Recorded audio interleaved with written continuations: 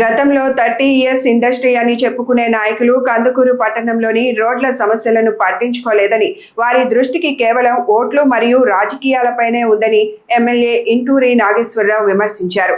కనిగిరిలో 250 ఎకరాల ప్రభుత్వ భూమిని ఆక్రమించి వెంచర్లు వేసినట్లు ఆరోపణలు ఎదుర్కొంటున్న బుర్రా మధుసూదన్ ఇతరులకు నీతులు చెప్పడం సమంజసం కాదని ఆయన వ్యాఖ్యానించారు. కూటమి ప్రభుత్వం అధికారంలోకి వచ్చిన తరువాత ఆ భూములను స్వాధీనం చేసుకుందని తెలిపారు.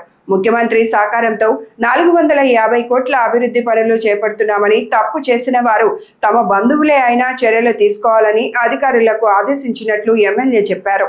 మీరందరూ నన్ను కుటుంబ సభ్యుడిగా ఈ నియోజకవర్గానికి ఎమ్మెల్యేగా ఆశీర్వదించారు. తప్పనిసరిగా మౌలిక వస్తువుల విషయంలో రాజీ పడకుండా పనిచేయాలని చెప్పి, నాకు సొంత బంధువులైనా కూడా తగ్గబడుతుందని చెప్పి మున్సిపల్ అధికారులు చెప్పడం జరిగింది. అది మా శిక్షు అని చెప్పి ఈ సందర్భంగా తెలియజేస్తా ఉన్నా. ఇక్కడ ఉండే వైసీపీ ఇన్ఛార్జ్ బుర్రా మధుసూదన్ గారికి చెప్తా ఉన్నా, నా వ్యాపారాల గురించి మాట్లాడుతూ ఉన్నాడు, నా పర్సనల్ గురించి మాట్లాడుతూ ఉన్నాడు. నేను ఈ సందర్భంగా సూటిగా చెప్తా ఉన్నా, 4 నెలల్లో వస్తే నిన్ను 18,500తో ఓడించారు ఈ నియోజకవర్గ ప్రజలు.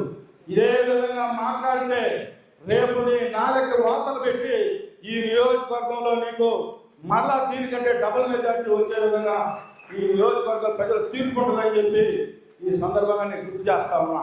ఈ నియోజకవర్గంలో ఇంతకుముందు శాసనసభ్యులు ఉన్నారు, మాజీ శాసనసభ్యులు ఉన్నారు, మాజీ మంత్రులు ఉన్నారు. చాలా గౌరవమైన కాన్స్టిట్యున్సీ కందుకూరు నియోజకవర్గం. నీకు తెలియకపోతే తెలుసుకో.